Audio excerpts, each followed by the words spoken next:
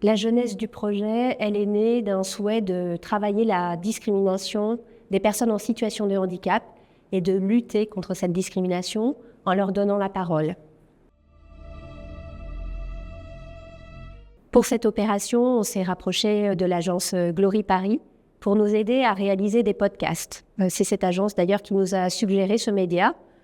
Et ensuite, on a travaillé avec eux les différents thèmes qu'on souhaitait voir abordés et surtout donner la parole aux personnes en situation de handicap pour qu'elles parlent de leur vie, de situations qui les concernent mais qui nous concernent également. L'idée, c'était de renverser la table et d'éviter que ce soit encore une fois des personnes qui ne sont pas en situation de handicap qui parlent en leur nom. Cette présentation est originale parce que c'est une discussion entre deux personnes en situation de handicap sur des sujets que nous leur avons proposés et dont elles avaient à cœur de parler. Le travail, par exemple, la vie amoureuse, la vie affective, la parentalité, mais également la vieillesse.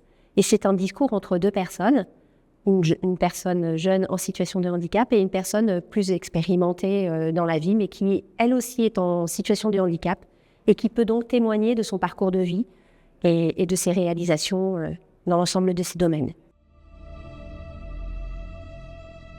Ces podcasts ont été diffusés sur la plateforme Spotify et il y a eu plus de 400 000 impressions.